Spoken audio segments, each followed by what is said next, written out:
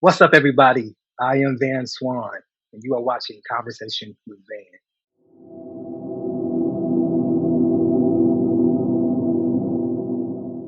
On today's episode, I get to talk to somebody, man, who is a singer. Hey, pretty baby with the high heels on. You give me fever like I never ever known. A songwriter. Never knew you loved me. I never knew your love had an open heart. He's a background singer.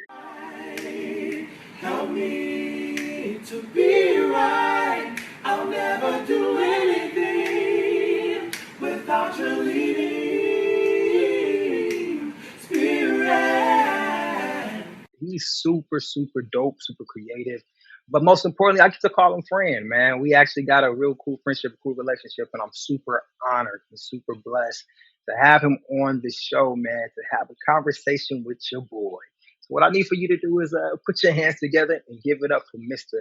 Juneau Lake. What's going on, bro? What's up, brother? Thank you for having me today, man. Appreciate it.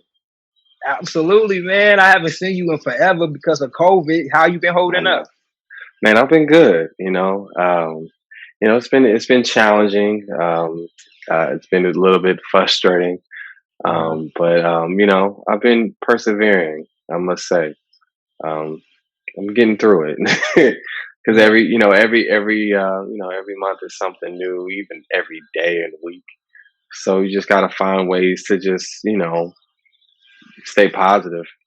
I want to kind of give them even more of a little bit of a backstory of who Juno is. I didn't even mention that this guy has sung background for a lot of amazing, amazing artists. I'm talking about Stevie Wonder. I'm talking about Beyonce. I'm talking about Kanye West. I'm talking about Yeah, Jason Derulo. So many different people. He has done some great things. In 2019, he even released his own project, which is called "Wish You Were Here," which is super dope.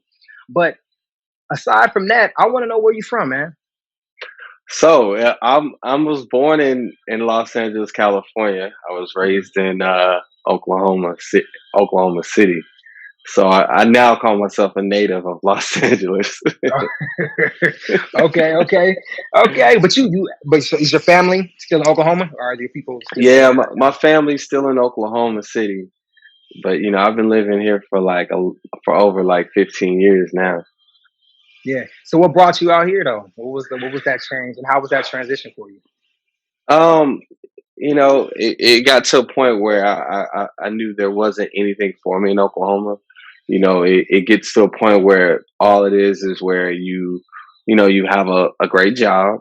You end up buying a nice house, and you end up having a family, and life is good, which is great. I think that's great for a lot of people who wants that. But for me, Yeah. I wanted something more, and it was just Oklahoma didn't have it, and so I had to come to Los Angeles. And I remember when I was going to LA, I just looked. I just looked to like, hey, I'm just wanted to sing and whatever happens. I never had like a preconceived notion like, man, I'm gonna blow up.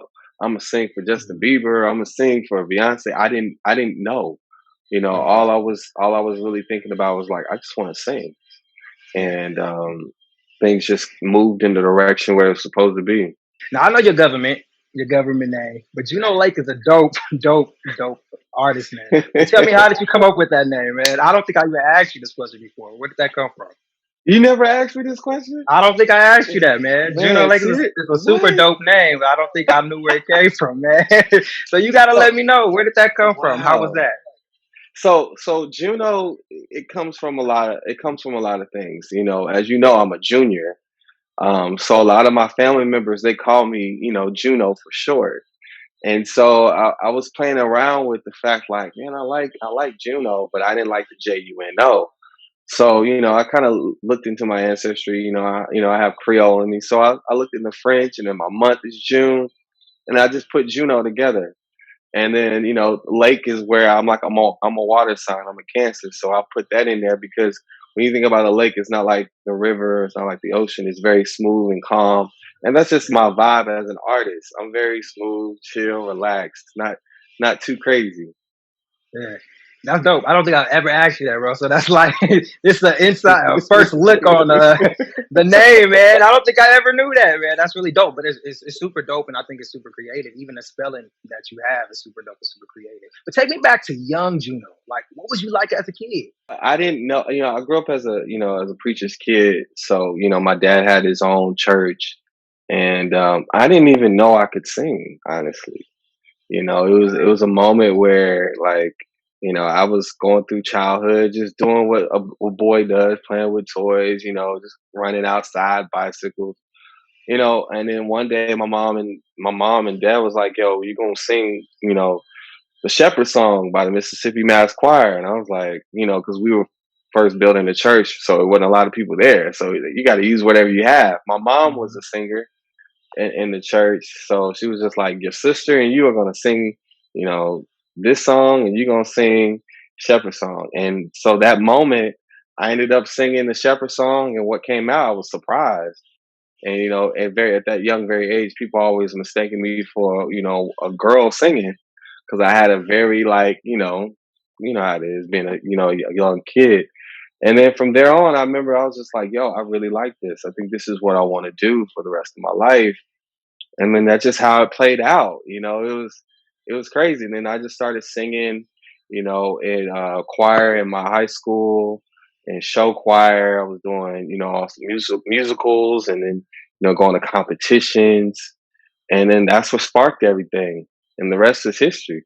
Being as though that your parents or your dad was a preacher, did you feel pressure to do gospel music? Because you sing all types of genres. You pop, you R&B, you alternative, you everywhere, my dude. So like, Yeah. did you feel any pressure to do gospel because of your background? Not really. The craziest thing, like, with my parents, they pretty much had, where this thing where if you want to do whatever you want to do, you can.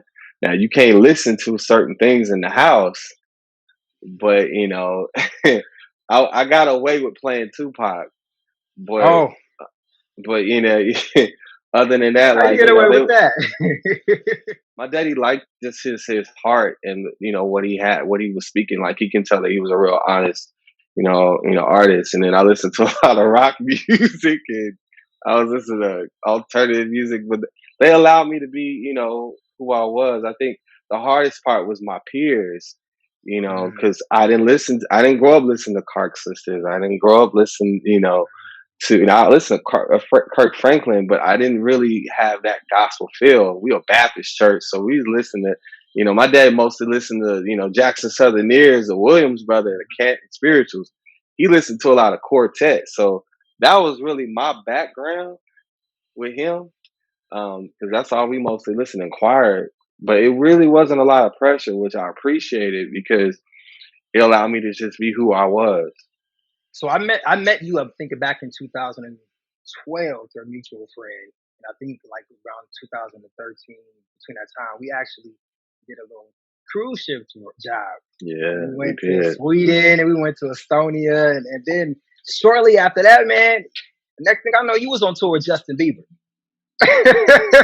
So Yeah. tell me about that experience, man. Was that your first background work, or was that how did you That get that was gig? that was yeah, and honestly, that wasn't it. What it didn't happen the way it's supposed to. And when I say that, I did an audition. Most of my jobs I've done, going forward now is because I now have a resume. But before I was auditioning, and I didn't get the audit. I didn't win. I didn't get it. They got someone else. But somehow, some way, God makes He makes miracles happen. And I ended up getting a call 2 weeks later, and it was like, "Hey, we need you."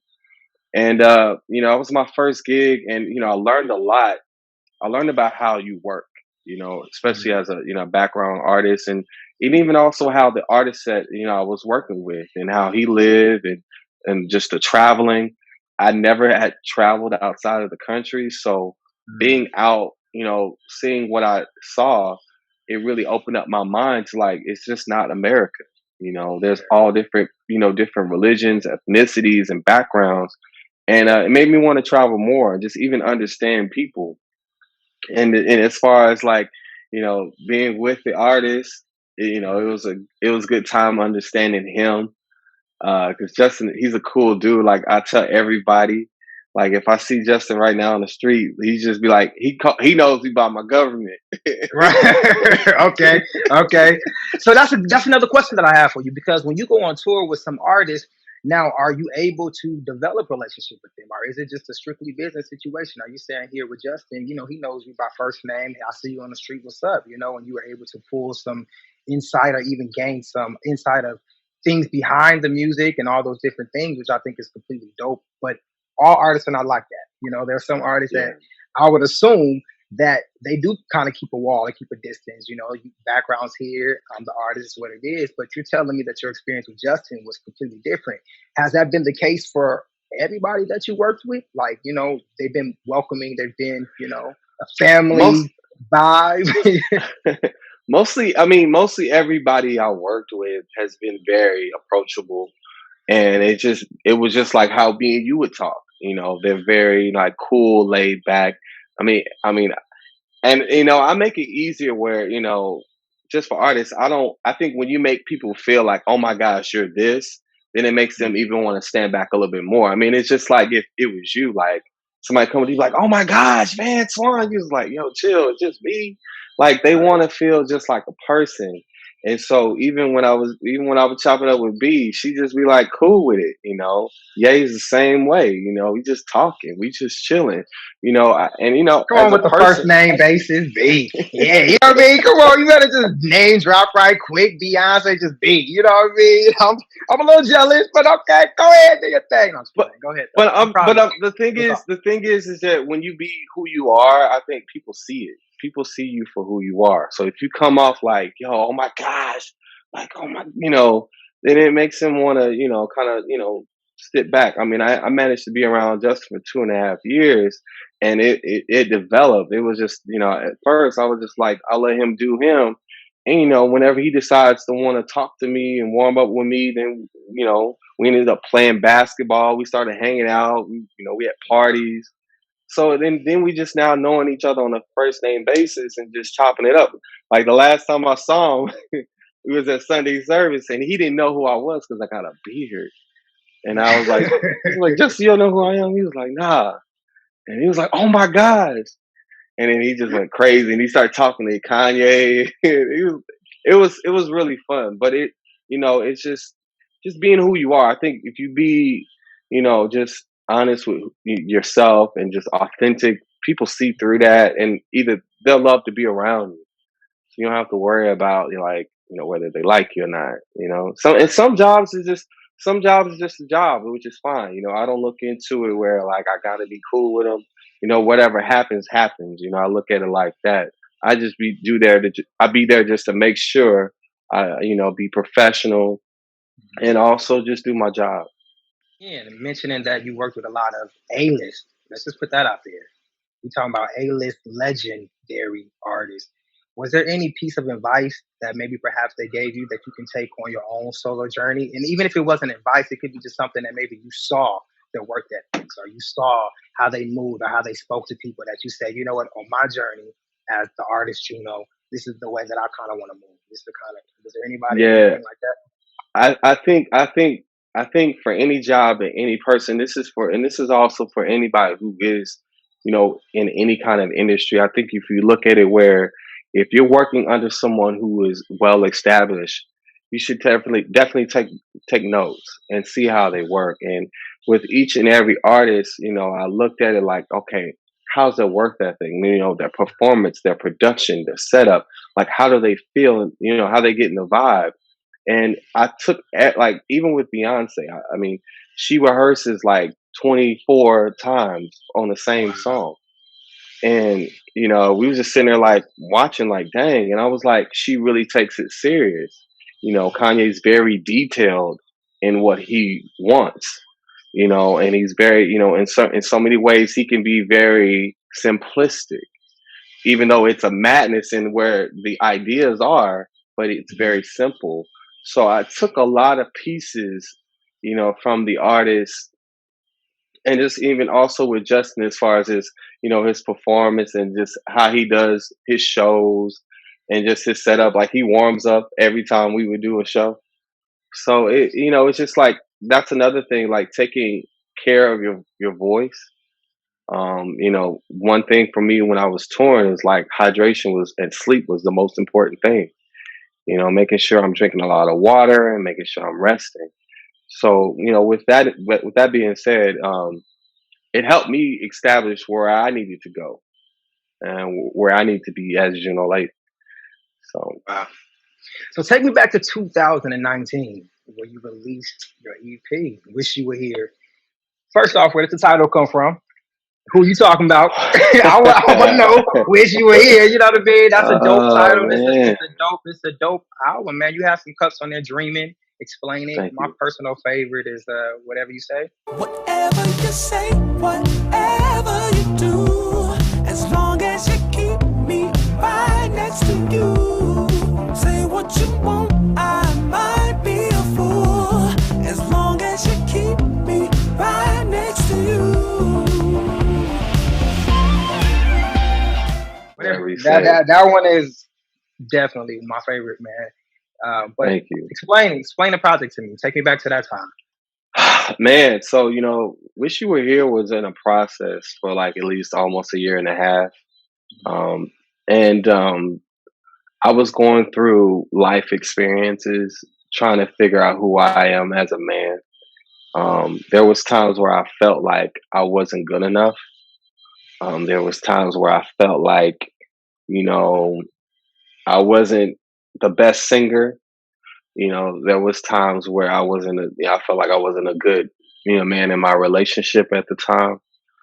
And so, Wish You Were Here really takes you back to all the insecurities, the triumphs, the ups and the downs, the depression, um, and then it really establishes a certain perspective of like I wish you were here, but you're not anymore, and all the things that I went through, you know, now that I'm a better person, I wish you were here to see how much I'm better. So there's so many ways to look at it. I really played on that. And even with the background, as you can see, like, with the balloon and then the girl and then the actual red. Cause I was really deep in a relationship and I just couldn't find my way out of it. And so those total 5 songs is talking about, I wish you were here. You do alternative music, man. I would assume Yeah. looking at you, you're gonna come out with do a whole bunch of wrist runs, R&B, love me down, Uh-huh. sex me, baby. But you doing some really cool, really dope alternative music. So, who were some of your influences? I know Prince has to be one for Oh, Prince is sure, because I Prince hear is that I hear that. So, who were some of your influences, man? Prince is definitely on the list. I would say John Mayer, James Blake, Elton John, Coldplay, Mumford and Sons. I don't know if you guys, if you know who I'm I talking. do. I know everybody that you just named, man. I like Johnny Cash. Michael Jackson is definitely on my list. Red Hot Chili Peppers. I love them. U2. It's just something about the emotion. And that's where I'm at. I learned. A friend of mine, he told me, and this is where I was in the process of making Wish You Were Here. He said, "Man, you got to be honest with yourself." And you just gotta, and my dad said that to me all the time. He said, they gotta feel you. So if it's within, I'm not gonna sing just for you to just hear me. I need to sing for you so you can feel it. Because, you know, once that happens, then the emotion comes out. Now you really understand where I'm coming from. And each song has a story. So, that's why I did what I did.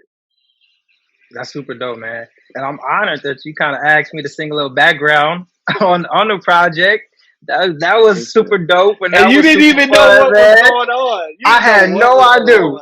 I had You did no not. idea, bro. You was like, he just come down here and do some background for me. I was like, yeah, what's I really up? appreciated that though, Yeah, Van. I really did. Like, and there's a lot of people I thought of. I was like, but Van's my guy. Like, We've been knowing Appreciate each other for a long time. So I was like, I gotta hit you up. But yeah, I mean, I think everybody gotta find themselves when it comes to music. It's just like I think about being an artist, musician, like an athlete. Like you gotta develop a certain thing that you like.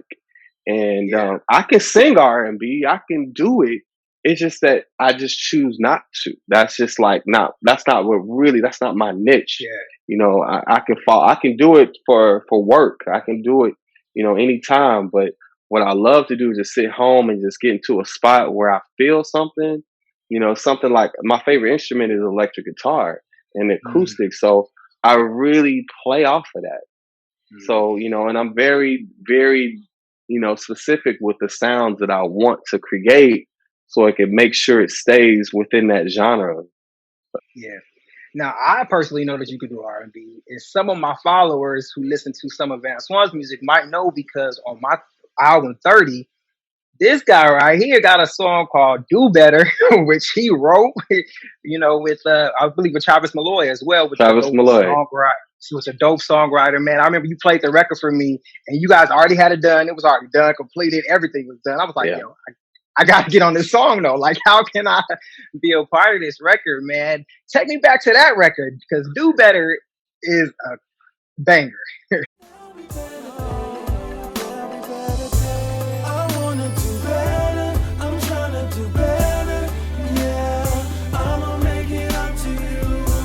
I wanna do better. I'm trying to do better. No matter what I gotta do, you've been holding me down for a long time. I'ma get up off my ass and do right. 'Cause I wanna do better. I'm trying to do better. Yeah, I'ma make it up to you, girl. It's a Man, banger. man. So I hit up Travis. Travis was in Pittsburgh at the time. And I was like, Travis, I need to just do something. At that time, I was fresh off the tour. So I was like, let's just do something. I was there for like, I think maybe 2 or 3 days, like 2 days maybe. And we recorded that song by the end of the day. Like we was there from the morning until, the evening.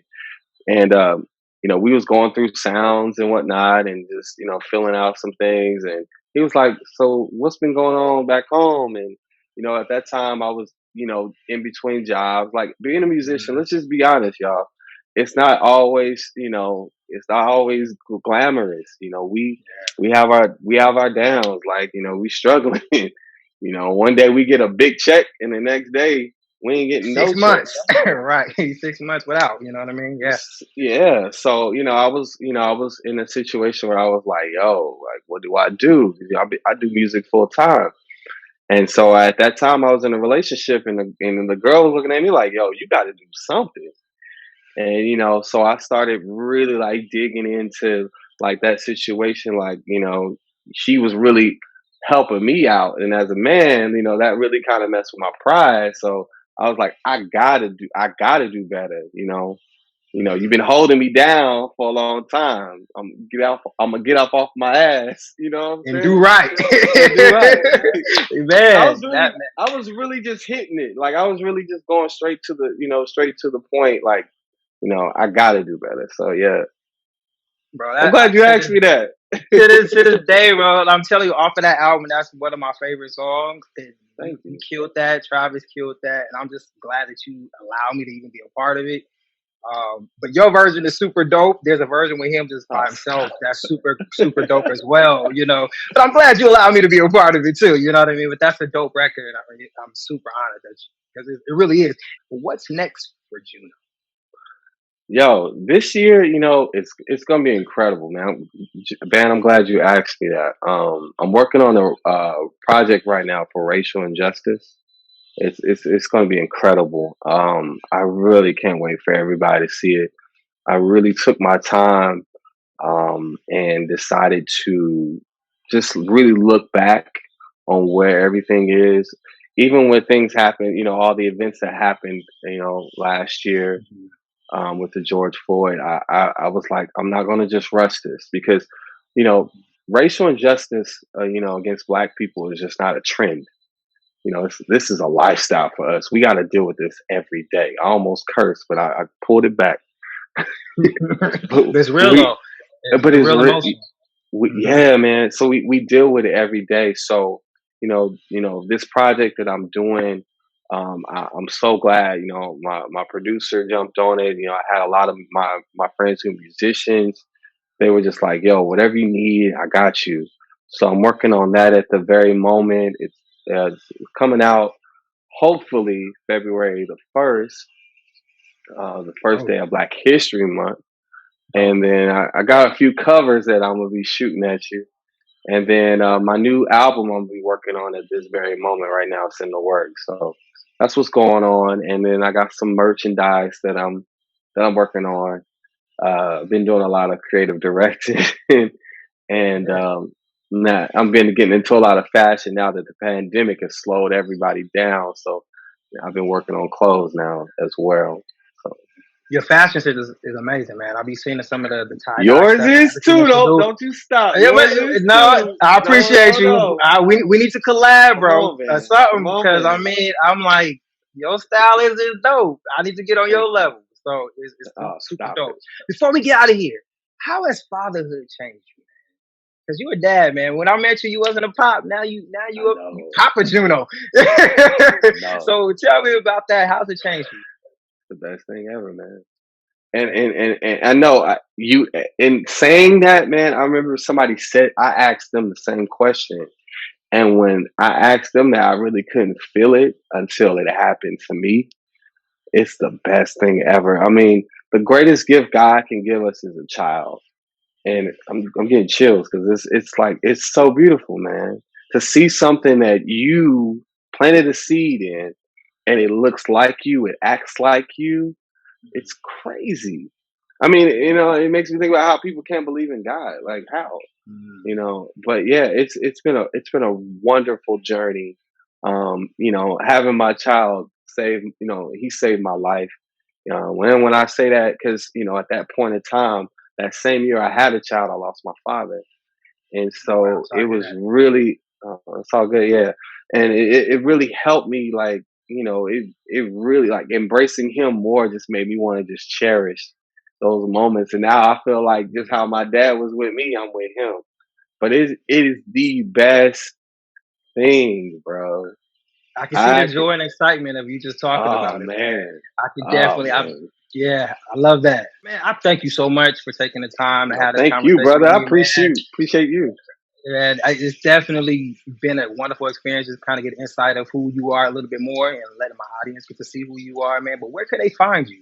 Where can they purchase some of your music? Where can they find you on social media? Let the people know. Yeah, you can find me on Instagram, Juneau Lake, JUNEAU_Lake. That's also at Facebook.